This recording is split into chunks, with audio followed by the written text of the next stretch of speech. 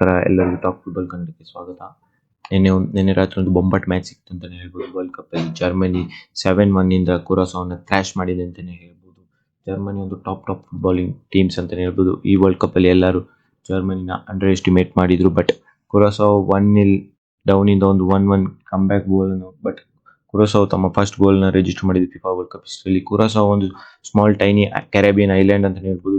ಅಲ್ಲಿ 1,58,000 ಮಾತ್ರ ಪಾಪ್ಯುಲೇಷನ್ ಇರೋದು ಅಂತಾನೆ ಹೇಳ್ಬೋದು. ಬಟ್ ಅವರು ಫಸ್ಟ್ ವರ್ಲ್ಡ್ ಕಪ್ ಡೆಬ್ಯೂಟೆಂಟ್ಸ್ ಅಂತಾನೆ ಹೇಳ್ಬೋದು. ಬಟ್ ಒಂದು ಡೀಸೆಂಟ್ ಪರ್ಫಾರ್ಮೆನ್ಸ್ ಕೊಟ್ಟಿದ್ದಾರೆ ಅಂತ ಹೇಳ್ಬೋದು. ಬಟ್ ಜರ್ಮನಿ ಕಡೆಯಿಂದ ನಾವೆಲ್ಲರೂ ಅಂಡರ್ ಎಸ್ಟಿಮೇಟ್ ಮಾಡಿದ್ವಿ ಜರ್ಮನಿನ. ಬಟ್ ಜರ್ಮನಿ ಎಲ್ಲ ವರ್ಲ್ಡ್ ಕಪ್ ಅಲ್ಲಿ ಗ್ರೂಪ್ ಸ್ಟೇಜಸ್ ಅಲ್ಲಿ ಇಂಥ ಟಾಪ್ ಪರ್ಫಾರ್ಮೆನ್ಸ್ ಕೊಡ್ತಾರೆ ಅಂತಾನೆ ಹೇಳ್ಬೋದು. ಲಾಸ್ಟ್ ವರ್ಲ್ಡ್ ಕಪ್ ಅಲ್ಲಿ ಅವರು ಕೋಸ್ಟಾರಿಕಾನ ಸಹ 6 or 5 ಗೋಲ್ಸ್ ಇಂದ ಡಿಫೀಟ್ ಮಾಡಿದ್ರು ಅಂತಾನೆ ಹೇಳ್ಬೋದು. ಗ್ರೂಪ್ ಸ್ಟೇಜಸ್ ಬಂದಾಗ ಅವರು ಕಳಪೆ ಫುಟ್ಬಾಲ್ ನ ಪ್ರದರ್ಶಿಸುತ್ತಾರೆ ಅಂತಾನೆ ಹೇಳ್ಬೋದು. ಇನ್ನು ಇವತ್ತಿನ ಮ್ಯಾಚ್ ಕಡೆ ಬರೋದಾಗಿದ್ರೆ ಜರ್ಮನಿ ಒಂದು ಹೈ ಲೈನ್ ಅನ್ನು ಮೇಂಟೈನ್ ಮಾಡಿ ಎಲ್ಲರೂ ಅಟ್ಯಾಕ್ ಗೆ ಆಡ್ತಿದ್ರು. ಬಟ್ ಫ್ಲೋರಿಯನ್ ವರ್ಟ್ಸ್ ಹಾಗೂ ಜಮಾಲ್ ಮುಸ್ಲಿಮ್ ಗೇಮ್ ಟಾಪ್ ಅಂತ ಹೇಳ್ಬೋದು.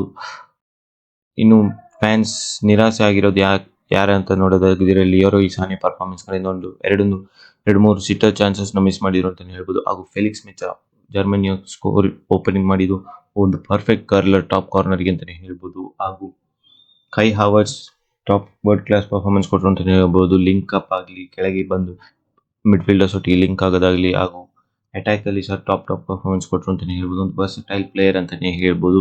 ಇನ್ನು ಸಬ್ಸ್ಟಿಟ್ಯೂಟ್ ಆಗಿ ಬಂದ ಡೆನ್ನಿಸ್ ಅಂಡವ್ 2 ಅಸಿಸ್ಟ್ ಹಾಗೂ ಒಂದು ಗೋಲ್ ನ ರಿಜಿಸ್ಟರ್ ಮಾಡಿದ್ದಾರೆ ಅಂತಾನೆ ಹೇಳ್ಬೋದು. ಇನ್ನು ಜರ್ಮನಿಯ ವೀಕ್ನೆಸ್ ಏನಂತ ಹೇಳಿದ್ರೆ ಅವರು ಡಿಫೆನ್ಸಿವ್ ಟ್ರಾನ್ಸಿಷನ್ ಅಲ್ಲಿ ತುಂಬಾ ಬ್ರೇಕ್ ಆಯ್ತಾರೆ ಅಂತ ಹೇಳ್ಬೋದು. ಕುರಾಸೋವ್ ಜರ್ಮನಿಯ ವೀಕ್ನೆಸ್ ಅನ್ನ ಎಕ್ಸ್ಪೋಸ್ ಮಾಡಿದ್ದಾರೆ ಅಂತ ಹೇಳ್ಬೋದು. ಒಂದು 2-3 ಬಿಗ್ ಚಾನ್ಸಸ್ ಕ್ರಿಯೇಟ್ ಮಾಡಿದ್ರು. ಬಟ್ ಅವ್ರಿಗೆ ಕನ್ವರ್ಟ್ ಮಾಡೋಕ್ಕಾಗಿಲ್ಲ. ಒಂದು ಮಾತ್ರ ಕನ್ವರ್ಟ್ ಮಾಡಿದ್ದು ಕುರಾಸೋವ್. ಇನ್ನು ಜರ್ಮನಿ ಡಿಫೆನ್ಸಿವ್ ಟ್ರಾನ್ಸಿಷನ್ ಅಲ್ಲಿ ತುಂಬಾ ಎಕ್ಸ್ಪೀರಿಯನ್ಸ್ ಲ್ಯಾಕ್ ಮಾಡ್ತಿದೆ ಅಂತ ಒಂದು ಪೇಸಿ ಸೆಂಟರ್ ಬ್ಯಾಕ್ಸ್ ಹಾಗೂ ರಿಕವರಿ ಪೇಸ್ ಇರೋ ಸೆಂಟರ್ ಬ್ಯಾಕ್ಸ್ ಬೇಕು. ಬಟ್ ನಿಕೋ ಸ್ಲೌಟರ್ಬ್ಯಾಕ್ ಅದನ್ನ ಪ್ರೊವೈಡ್ ಮಾಡಬಹುದು. ಬಟ್ ನಿಕೋ ಸ್ಲೌಟರ್ಬ್ಯಾಕ್ ಒಬ್ಬರ ಕೈಯಲ್ಲಿ ಆಗೋದ್ರಿಂದ ನಿಕೋ ಸ್ಲೌಟರ್ಬ್ಯಾಕ್ ಒಂದು ಡೀಸೆಂಟ್ ಹೆಡಿಂಗ್ ಗೋಲ್ ಕೊಟ್ಟರು ಅಂತ ಹೇಳ್ಬೋದು. ಜರ್ಮನಿಯ ಎಲ್ಲ ಕ್ರಾಸಸ್ ನಿಕೋ ಸ್ಲೌಟರ್ಬ್ಯಾಕ್ ಹೆಡ್ ಮಾಡ್ತಿದ್ರು ಅಂತಾನೆ ಹೇಳ್ಬೋದು.